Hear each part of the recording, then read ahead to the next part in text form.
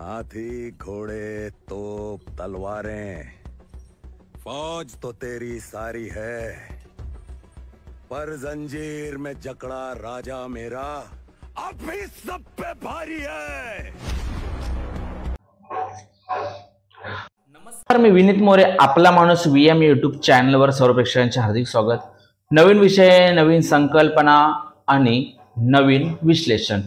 तर आपण आज एका नवीन विषयाचं विश्लेषण करणार आहे। हा कोणताही विषय नाही आहे, पण असा ज्वलंत असा इतिहास धर्मवीर छत्रपती संभाजी महाराजांचा दिग्दर्शक लक्ष्मण उतेकर यांनी सर्व प्रेक्षकांसाठी आणलेला आहे आणि जिकडे तिकडे बघावं छावा छावा छावा।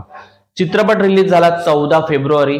त्या दिवशी सुद्धा हाऊसफुल होता, दुसऱ्या दिवशी सुद्धा हाऊसफुल होता आणि आम्हाला शनिवारी हा चित्रपट बघायची संधी मिळाली। आम्हाला शेवटचा जो शो असतो तो मिळाला। तो शो होता 11:15चा। आम्ही गेलो, त्या शोला देखील हाऊसफुल अशी गर्दी होती। बघायला गेलं तर 24 तास असे थिएटर्स चालू आहेत, वेगवेगळे व्हिडिओज येत आहेत। तुम्हाला सांगायला मला आवडेल की लहान मुलं देखील तो चित्रपट बघतायत, अक्षरशः रडतायत। छत्रपती शिवाजी महाराज, धर्मवीर छत्रपती संभाजी महाराज यांचे घोषणा करतायत, गारद देतायत, हुंदके देत रडतायत। मी सुद्धा रडतो आणि या चित्रपटाचा एक्सपिरियन्स काय किंवा अनुभव काय हे आपण या व्हिडिओच्या माध्यमातून जाणून घेणार आहोत। नमस्कार, मी Vineet More, Marathi YouTube content creator, आपला माणूस VM यूट्यूब चॅनलवर सर्व प्रेक्षकांचे हार्दिक हार्दिक स्वागत। तर छावा चित्रपट म्हणजे काय? धर्मवीर छत्रपती संभाजी महाराजांनी फक्त आणि फक्त हिंदू धर्मासाठी आपलं बलिदान दिलं, पण यापूर्वी त्याआधी त्यांनी काय लढाया केल्या, त्यांचा इतिहास काय हे या चित्रपटातून आपण बघू शकतो। चित्रपट थोडासा फास्ट आहे, काही गोष्टी आहेत त्या फास्ट दाखवण्यात आलेल्या आहेत, पण त्याच्यामधली क्रिएटिव्हिटी आहे, VFX जो दाखवण्यात आलेला होता तो, परत विकी कौशलची ऍक्टिंग तर खूप चांगली केलेली आहे। परत अक्षय खन्ना बरेच दिवसानंतर आपल्या भेटीला आलाय, निगेटिव्ह कॅरेक्टर म्हणजे औरंगजेबाचं कॅरेक्टर त्यांनी केलेलं आहे, रोल प्ले केलाय। रश्मिका मंदाना हिने महाराणी येसुबाई यांचा रोल केलेला आहे, पण फारसा जास्त सूट नाही झाला, पण चांगला उत्तम केलेला आहे। नॅशनल क्रश तिला बोलतात। कदाचित कोणीतरी आपल्याला कमेंट्स करू शकतं, त्यामुळे स्पॉइलर आपण करणार नाही आहोत तिच्याबद्दल। तो खूप असा चांगला वास्ट असा मोठा चित्रपट आहे। छावा चित्रपट प्रत्येकाने थिएटरमध्ये जाऊन बघावा। काही स्पॉइलर काही रिव्ह्यू केले लोकांनी, हा रिव्ह्यू कोणत्याही प्रकारे स्पॉइलर नाही आहे। तर सुरुवात जिथे छत्रपती शिवाजी महाराज यांना देवाज्ञा होते, त्याच्यानंतर औरंगजेबाला असं वाटतं की मराठे संपले, मराठ्यांचं हिंदवी स्वराज्य संपलं, पण अचानक सिंहाचा छावा येतो आणि औरंगजेबाला नाकी नऊ करतो। औरंगजेबाला वाटतं की हिंदवी स्वराज्य संपलं, आता आपल्यासाठी सगळी दारं मोकळी आहेत, पण तसं नाही होत। पुन्हा एकदा धर्मवीर छत्रपती संभाजी महाराज गादीवर बसतात, त्यांचा राज्याभिषेक होतो आणि राज्याभिषेक झाल्यानंतर पुन्हा सगळं कारभार ते आपल्या हातात घेतात।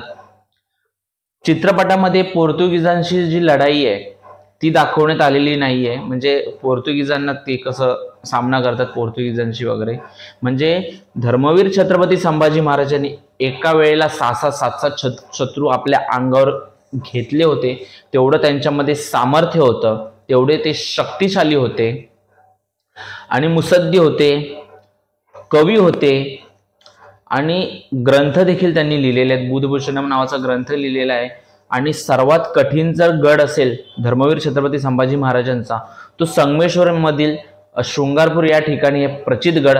प्रचितगडला प्रचित का म्हणतात तर आपण तो गड जेव्हा चढतो तेव्हा आपल्याला प्रचित येते, म्हणून त्या गडाचं नाव आहे प्रचितगड।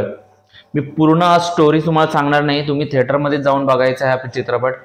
संभाजी महाराजांचं जे आयुष्य होतं हे खूप कमी होतं, कमी कालावधीत त्यांनी खूप लढाया जिंकल्या, जंजीर देखील आपला झाला असता, पण रायगडावर मुघलांनी हल्ला केल्यामुळे आपली राजधानी वाचवण्यासाठी जंजिराची जी मोहीम होती ती अर्धवट सोडावी लागली आणि संभाजी महाराजांना पुन्हा रायगडाकडे जावं लागलं.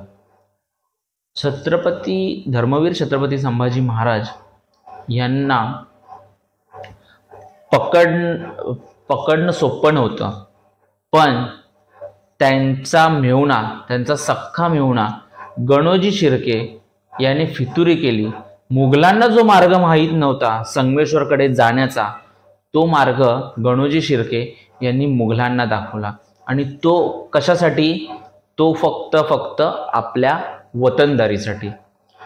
वतनदारीसाठी त्यांनी फितुरी केली, मुघलांना सांगितलं आणि मुघलांचा मार्ग मोकळा झाला, औरंगजेबाचा मार्ग मोकळा झाला, त्याचं स्वप्न पूर्ण झालं.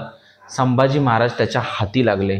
पण ही लांडग्यांची अवलाद एका व्यक्तीला पकडण्यासाठी ह्यांना 80 सैन्य लागतं. म्हणजे ह्यांना लांडगेच म्हणलं पाहिजे.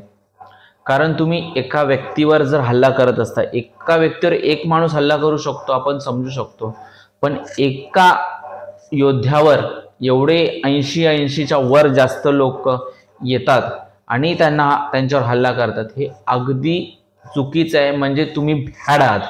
भ्याड असल्यामुळेच तुम्ही सिंहाच्या छाव्यावर वार केले, पकडलं, त्याला जेरबंद केलं, साखळीने जेरबंद केलं आणि त्यामुळेच ते पकडले गेले, नाहीतर ते सुटले असते. त्यांच्यासोबत कवी कलश देखील पकडले गेले. आणि तुम्ही त्या चित्रपटात बघू शकता की शेवटचे जे 20 मिनिट आहेत, 20 ते 25 मिनिट आहे, आपल्याला रडू आवरणार नाही, अक्षरशः आपल्याला रडू येईल.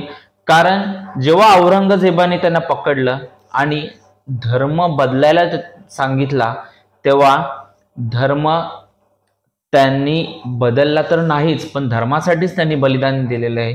त्यांनी सांगितलं की माझा जीव गेला तरी चालेल, पण मी माझा हिंदू धर्म सोडणार नाही. आणि त्यामुळेच आपण हिंदू आहोत हे विसरता कामा नये. वेगवेगळ्या लोकांनी वेगवेगळे व्हिडिओ केले, काही जणांनी चित्रपट केले, काही जणांनी सिरियल्स केल्या, त्याच्यावर आपले पोळी भाजण्याचं काम केलं. कोल्ह्यांनी सिरियल केली, मालिका केली, पण त्याच्यामध्ये धर्मवीर छत्रपती संभाजी महाराजांचे कसे हाल झाले, सत्य कसं झालं हे दाखवण्याचं धारिष्ट्य दाखवलं नाही. का? तर कोणाच्या तरी भावना दुखावतील. पण तुम्ही मला सांगा की आपल्या राजावर असे अतोनात असे हाल करण्यात आले, आपल्या राजाचे हाल करण्यात आले, त्याच्या अंगावर जखमा करण्यात आल्या, त्या जखमांवर मीठ लावण्यात आलं, त्याचे डोळे काढण्यात आले, त्याची जीभ काढण्यात आली, पण तरी सुद्धा आमचा राजा हरला नाही, कुणापुढे झुकला नाही. धर्मासाठी त्याने बलिदान दिलं आणि या बलिदानाला आपण सुद्धा आज विसरत चाललेलो आहेत. आपल्याला आपल्या धर्माशी, आपल्या राष्ट्राशी, आपल्या देशाशी काही देणं घेणं नाही आहे. आणि ह्या चित्रपटामध्ये थोडाफार सर्व धर्मसमूहाचा तडका देण्यात आलेला आहे. कारण बॉलिवूड आहे आणि बॉलिवूड हे निश्चितच करतं, कारण त्यांना कुठून ना कुठून तरी रिस्ट्रिक्शन्स असतात आणि त्यामुळे त्यांना हे करावं लागतं. पण शेवटची जी लाईन आहे ही खूप महत्वाची आहे, ती आम्हाला सुद्धा आवडली. देव देश धर्म पर मिटने वाला, शेर शिवा का छावा था, परम प्रतापी महातेजस्वी, एक ही शंभू राजा था, एक ही शंभू राजा था. म्हणजे देव, देश आणि धर्म याच्यासाठी बलिदान आमच्या राजाने दिलं. आमचा राजा हसत हसत मृत्यूला त्यांनी मिठी मारली, पण आपला हिंदू धर्म सोडला नाही आणि त्यांच्यामुळेच आपला हिंदू धर्म टिकून आहे. आपल्या आया बहिणी सुरक्षित आहे, आपल्या आया बहिणीच्या गळ्यातलं मंगळसूत्र सुरक्षित आहे. आपण डोक्यावर जो टीका लावतो तो देखील धर्मवीर छत्रपती संभाजी महाराज यांच्यामुळेच आहे. आणि धर्मवीर छत्रपती संभाजी महाराजांचं बलिदान आपण विसरता कामा नये.